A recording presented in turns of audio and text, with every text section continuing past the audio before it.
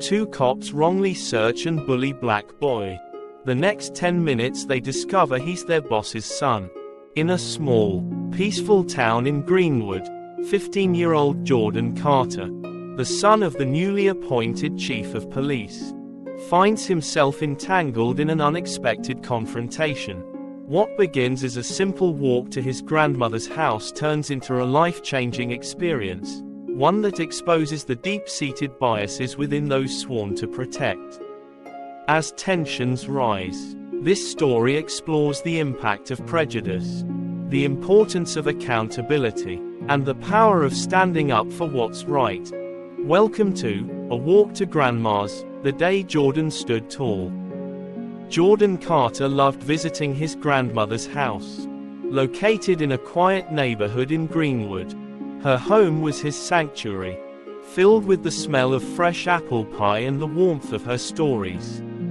That afternoon, with the golden rays of the sun filtering through the trees, Jordan was on his way there. He carried a small gift box wrapped with care, a scarf he had saved up to buy for her birthday. It was a simple walk, one he had taken many times before. As Jordan turned onto Elmwood Avenue, he noticed a police car slowly trailing behind him. He didn't think much of it at first.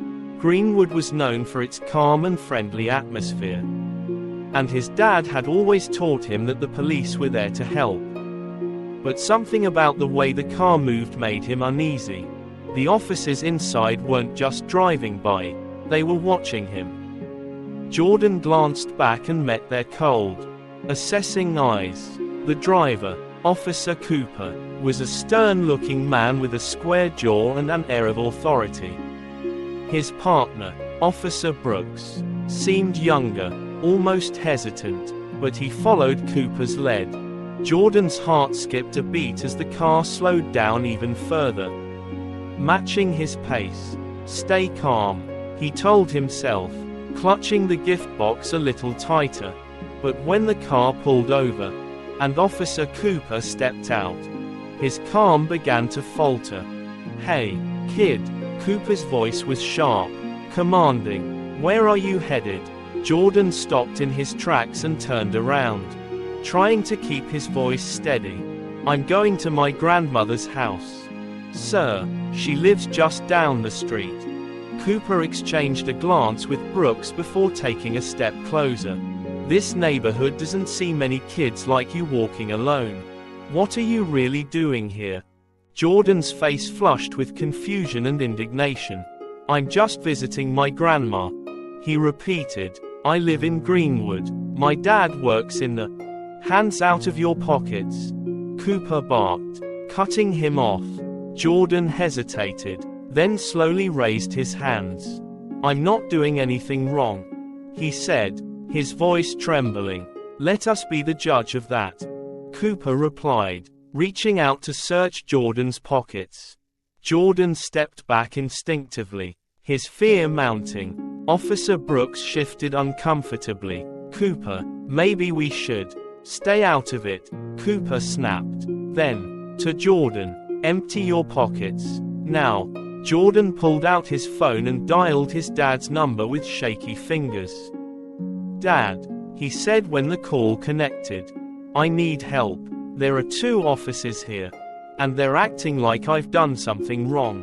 His father, Chief Alex Carter, was at his desk in the Greenwood Police Department when he received the call. "Stay calm, Jordan," Alex said, his voice steady but filled with urgency. "I'm coming to you right now. Don't hang up."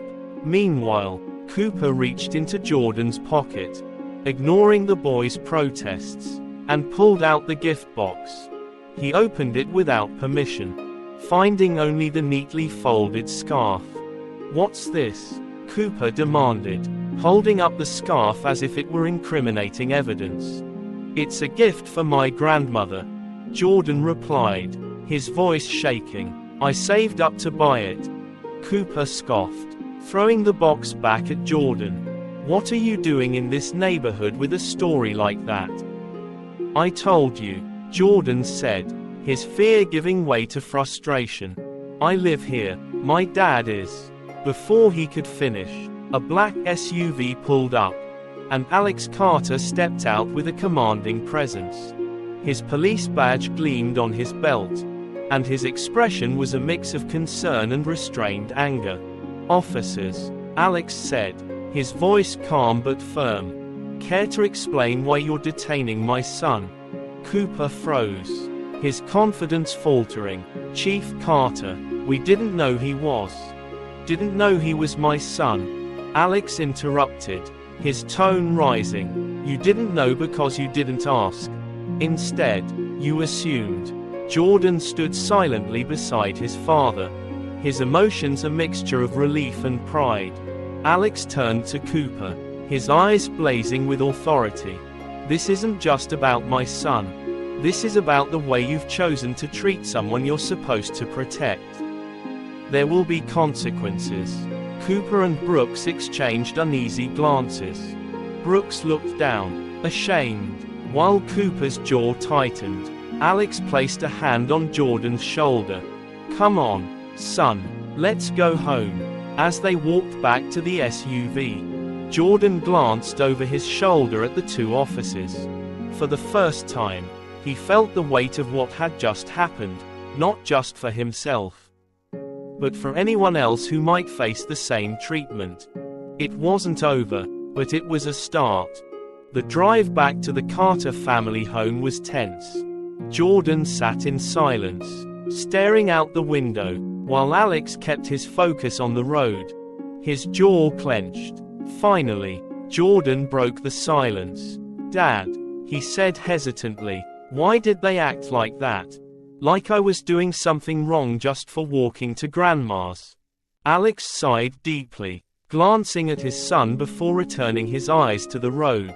"Sometimes, people let their biases cloud their judgment. It's wrong, and it's my job to make sure it doesn't happen in this department." When they arrived home, Jordan's mother, Rachel, was waiting on the porch. She rushed to her son, pulling him into a tight hug. "Are you okay, baby?" she asked, her voice trembling. "I'm fine, Mom," Jordan replied, though his voice betrayed a lingering unease. Alex joined them, his face serious. "We need to talk about what happened," he said, leading them into the living room. Once seated, Alex recounted the events, his tone calm but heavy with frustration. Rachel listened intently, her expression shifting from worry to anger.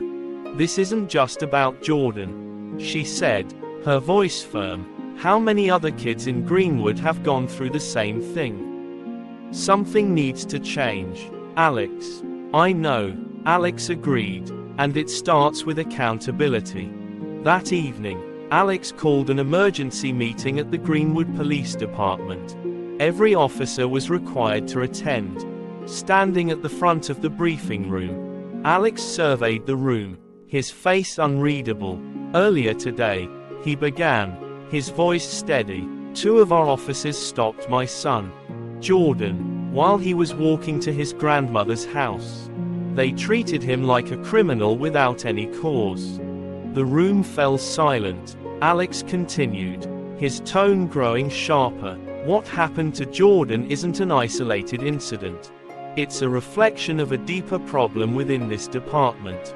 Prejudice, bias, and a lack of accountability have no place here."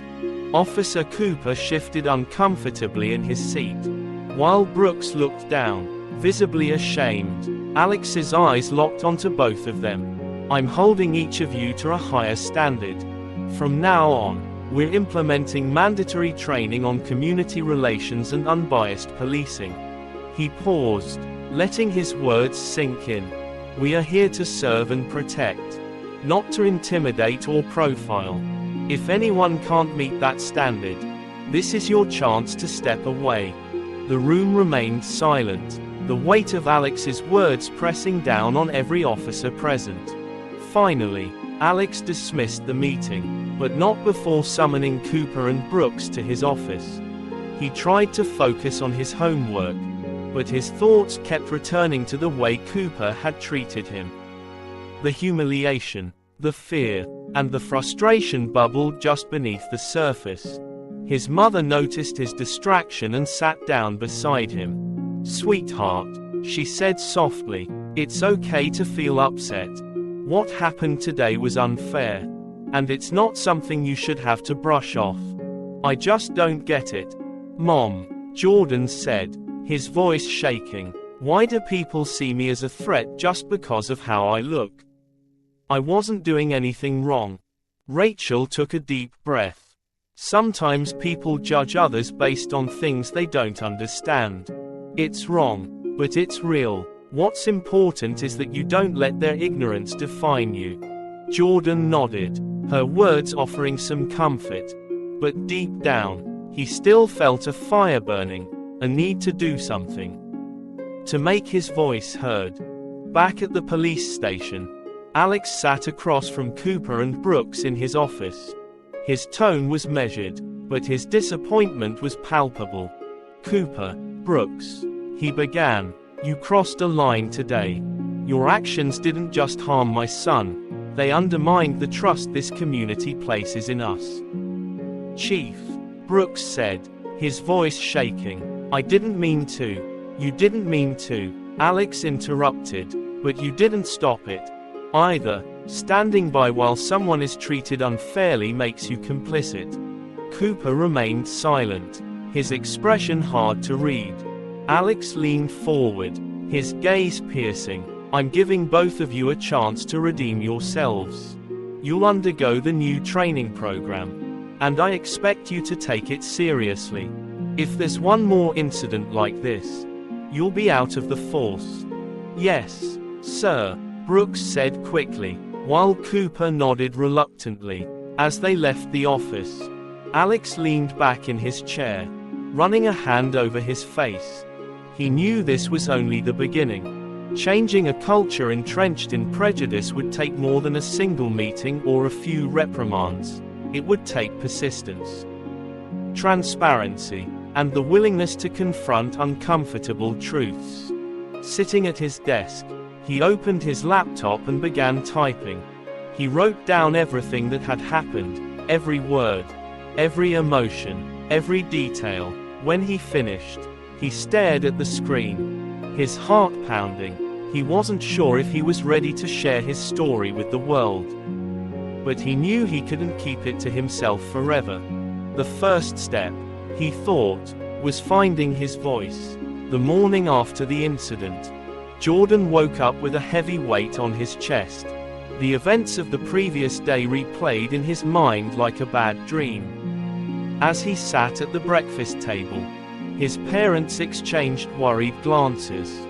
"Jordan," his mother Rachel said gently, "you don't have to go back to school today if you're not ready. We understand." Jordan shook his head. "No, I want to go. I can't let this stop me from living my life." His father, Alex, placed a hand on Jordan's shoulder. "I'm proud of you, son, but remember, you don't have to face this alone. If anything happens, call me immediately." Jordan nodded, grateful for their support. He packed his bag, took a deep breath, and headed out the door. At Greenwood High School, news of the incident had already spread. As Jordan walked through the hallways, he noticed the sideways glances, the whispered conversations. Some of his classmates approached him, offering words of support, while others avoided eye contact altogether. During lunch, Jordan sat with his two best friends, Mia and Caleb. They were among the few who had known him long enough to see past the labels others might assign. "What happened yesterday?" Mia asked, her voice filled with concern.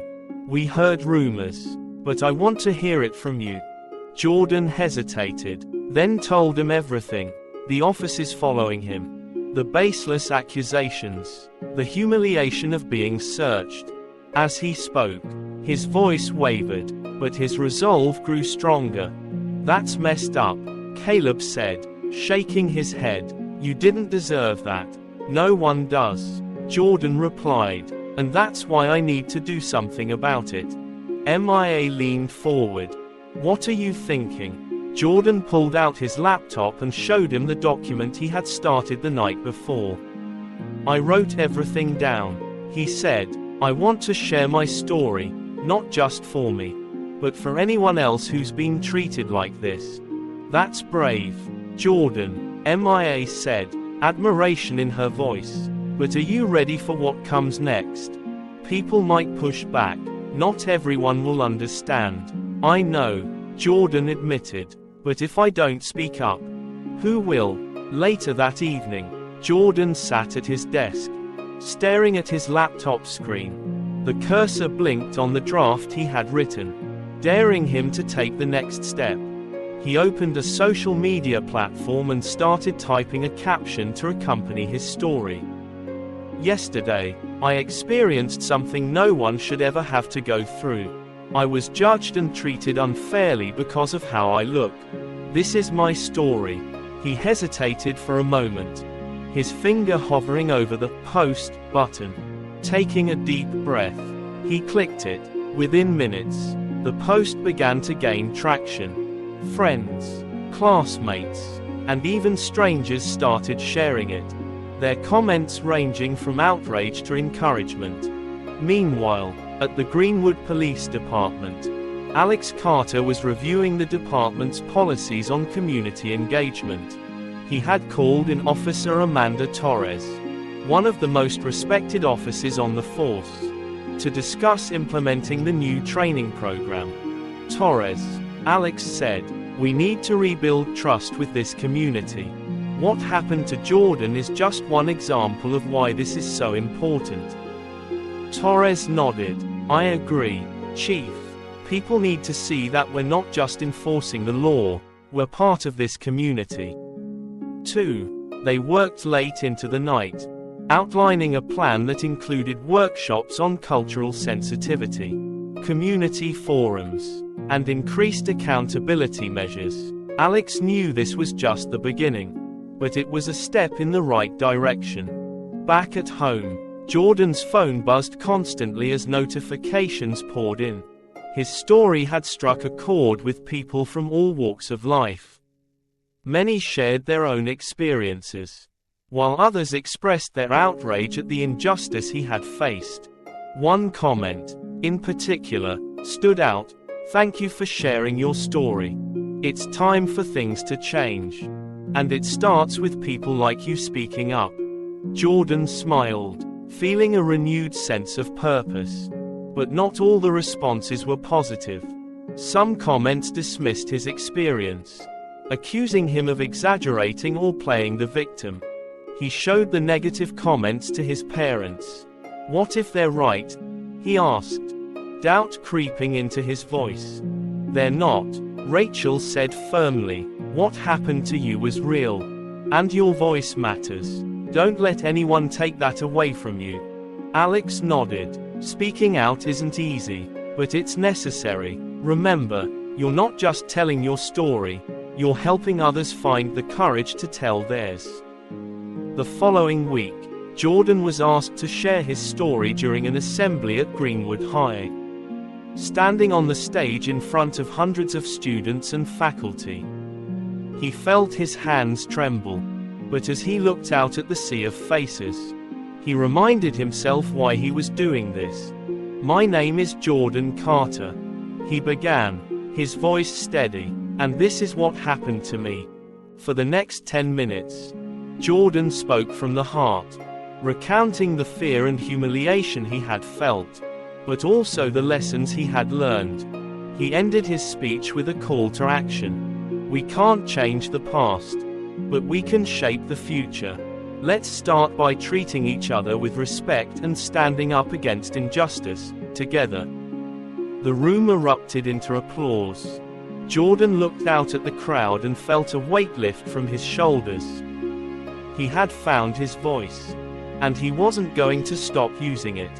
Jordan's story spread beyond Greenwood High School.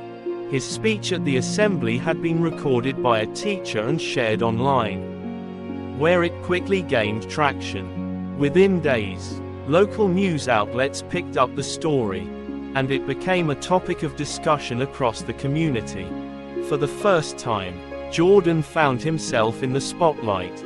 While many supported him, others questioned his motives and downplayed the seriousness of the incident. Some claimed he was exaggerating, while others accused him of trying to stir up unnecessary conflict. Jordan tried to focus on the positive messages, the ones from people who shared similar experiences or thanked him for speaking out. But the negative comments lingered in his mind, and the pressure began to weigh on him. At home, Rachel noticed the change in her son's demeanor. He seemed quieter, more withdrawn. One evening, as he sat at the kitchen table scrolling through his phone, she sat down beside him. "Jordan," she said softly, "you've done something incredibly brave. But I can see it's taking a toll on you." Jordan looked up, his expression conflicted. "I just didn't think it would be this hard. Mom, I thought people would understand. But some of them don't. They think I'm making it up or trying to cause trouble." Rachel reached for his hand. Change is never easy, especially when it challenges people's beliefs. But remember, for every person who doubts you, there are so many more who are inspired by your courage. Focus on them. Her words offered some comfort, but the doubt still lingered in the back of Jordan's mind. Meanwhile, at the Greenwood Police Department, Alex Carter was facing challenges of his own. The new training protocols he had implemented were met with resistance from some officers who felt they were unnecessary. Officer Cooper, in particular, had been vocal about his discontent. "This is ridiculous," Cooper muttered during a training session on community engagement. "We're being treated like criminals for doing our jobs." Officer Amanda Torres, who was leading the session, didn't let his comments slide. "Doing our jobs doesn't mean we get to ignore the impact our actions have on people," she said firmly. "Our job is to protect and serve, not intimidate and profile." Cooper crossed his arms but didn't argue further. Alex, observing from the back of the room, made a mental note to have another conversation with him. He knew changing attitudes like Cooper's would take time, but he was determined to see it through. At school, Jordan was approached by his history teacher, Mr. Lyle, who had been deeply moved by his assembly speech. "Jordan," Mr. Lyle said, "your story has sparked important conversations in this school and beyond. I think it's time we take it a step further." "What do you mean?" Jordan asked, curious. "I'd like to organize a town hall meeting," Mr. Lyle explained. "A space where students, parents, community members, and even local law enforcement can come together to discuss these issues openly. Would you be willing to help lead it?" Jordan hesitated. The idea of standing in front of an even larger audience felt overwhelming. But he knew how important it was. "I'll do it," he said finally, "if it can make a difference.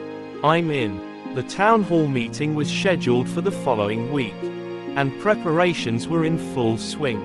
Jordan worked closely with Mr. Lyle to outline the discussion topics, which included personal stories, community police relations, and strategies for fostering trust and accountability. On the day of the event, the auditorium was packed. Students, teachers, parents, police officers, and community leaders filled the seats, their faces reflecting a mix of anticipation and curiosity. Jordan took a deep breath as he stepped up to the podium. This time, he felt more prepared, but the nervousness still crept in. He glanced at his parents in the front row, their encouraging smiles giving him strength. "Good evening," he began, his voice steady. "Thank you all for being here tonight. This isn't just about what happened to me, it's about what's happening to so many people in our community and beyond. It's about how we can come together to make things better." The discussion that followed was both eye-opening and emotional. Several students shared their own experiences with discrimination. while parents expressed concerns about their children's safety. Officer Amanda Torres spoke candidly about the challenges of being a police officer and the importance of building bridges with the community. When it was Officer Cooper's turn to speak, he hesitated, the weight of the room's collective gaze on him. For a moment, he seemed defensive, but then his expression softened. "I'll admit," he began, "I didn't think this kind of training or discussion was necessary. But after hearing these stories, I realize there's a lot I don't understand. I'm willing to learn." His words surprised everyone, including Alex, who nodded approvingly. It wasn't a complete transformation, but it was a step in the right direction. After the meeting, Jordan stood outside the auditorium, overwhelmed by the number of people who approached him to thank him or share their thoughts. One woman, holding her young son's hand, looked at him with tears in her eyes. "Thank you, Jordan," she said. "You've given me hope that my son will grow up in a better world." Jordan smiled, the weight he had been carrying beginning to lift. For the first time, he truly believed that his voice had made a difference. The town hall meeting marked a turning point for Greenwood. The conversations it sparked rippled through the community, igniting a collective desire for change. For Jordan, it was a moment of both relief and resolve, a validation of his decision to speak out and a reminder that his journey was far from over. In the days following the event, Greenwood Police Department rolled out the first phase of its new community engagement program. Officer Amanda Torres took the lead, organizing neighborhood meetings, school visits, and open dialogues with residents. Chief Alex Carter ensured that every officer, from rookies to veterans, participated in the training sessions, emphasizing empathy and de-escalation tactics. Jordan watched his father work tirelessly to implement these changes. Late one evening, as Alex sat at the kitchen table reviewing reports, Jordan joined him. "Dad," he said, "do you think what we're doing will actually make a difference?" Alex looked up, his expression thoughtful. "Change doesn't happen overnight, Jordan, but every step we take matters. Your story opened the door for these conversations, and that's already a big step forward." Jordan nodded, finding comfort in his father's words. He realized that while the road ahead would be challenging, it was one worth walking. At school, Jordan became an unexpected leader. His classmates now looked up to him, not just as a friend but as a voice for fairness and justice. He was invited to join the student council to help spearhead initiatives promoting diversity and inclusion. Reluctant at first, Jordan eventually embraced the role, using it as a platform to amplify others' stories and experiences. One of his first projects was organizing a cultural appreciation week, where students from different backgrounds shared their traditions, food, and stories. The event was a huge success, fostering a sense of unity and understanding among the students. Mia and Caleb stood by his side throughout, their friendship stronger than ever. "You've turned something awful into something meaningful," Mia said during the event. "I'm proud of you, Jordan." In the broader community, the impact of Jordan's story continued to grow.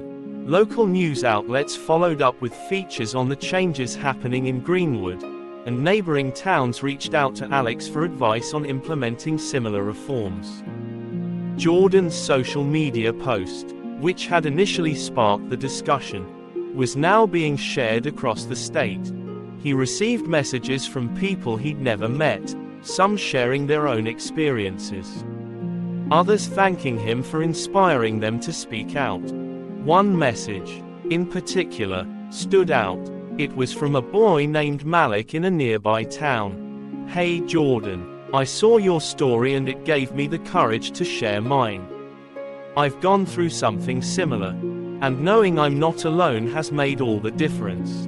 Thank you." Jordan read the message multiple times, his heart swelling with a mix of gratitude and determination. Malik's words reminded him why he had spoken up in the first place. At home, the Carter family found a new rhythm, while the events of that day on Elmwood Avenue had left a mark. It had also brought them closer together. One evening, as they gathered around the dinner table, Rachel proposed a toast. "To Jordan," she said, raising her glass, "for reminding us all that one voice can spark change." Alex chimed in, "And to this family, for standing together through it all." They clinked glasses, the moment filled with warmth and hope. Months later, Jordan walked down Elmwood Avenue again, this time with his head held high. The familiar street no longer felt like a place of fear, but a reminder of how far he had come. In the distance, he saw his grandmother's house, the front porch bathed in sunlight. As he reached the porch, his grandmother greeted him with a warm hug. "You've grown so much, Jordan," she said, her eyes sparkling with pride. "Not just taller, but wiser, braver." Jordan smiled. "I had to, Grandma. Sometimes life doesn't give you a choice." They sat together on the porch, sharing stories and laughter. For the first time in months, Jordan felt at peace. In the end, Jordan's story wasn't just about one boy's experience. It became a catalyst for change in Greenwood. The police department grew stronger, its officers more connected to the community they served. The town's residents learned to listen, empathize, and stand together, and Jordan, once a quiet teenager, discovered his voice and used it to inspire others. As the sun set over Greenwood, Jordan looked out at the neighborhood, his heart filled with hope. He knew there was still work to be done, but for now, he was content to take it one step at a time. Epilogue, Lessons to Remember. The power of speaking out. Jordan's story reminds us that change begins when we find the courage to speak up. Even when it's difficult, accountability leads to growth.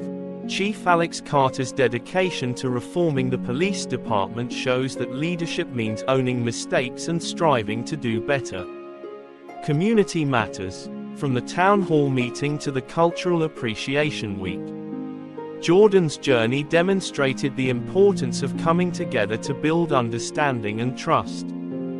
Every step counts. Change may be slow, but every small action contributes to a brighter, fairer future.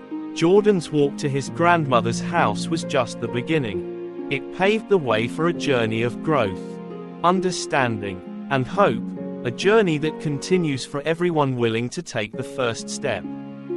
Jordan's journey is a powerful reminder that standing up against injustice isn't just about courage, it's about creating a ripple effect that inspires others to reflect, act, and grow. His story highlights the importance of empathy, accountability, and community in building a world where everyone feels seen, valued, and respected. In today's society, where divisions can sometimes overshadow unity, Jordan's experience teaches us that change starts with each of us. Whether it's speaking out against unfairness, supporting those who've been silenced, or simply listening with an open heart, we all have a role to play. Let's commit to treating each other with dignity, challenging our own biases, and fostering environments where everyone feels safe. The work may not always be easy, but every small step takes us closer to a brighter, more inclusive future. Thank you for joining us on this journey. Stories like Jordan's remind us of the power of sharing our experiences and the strength we find in community. If you were moved by this story, we encourage you to take these lessons to heart and share them with others.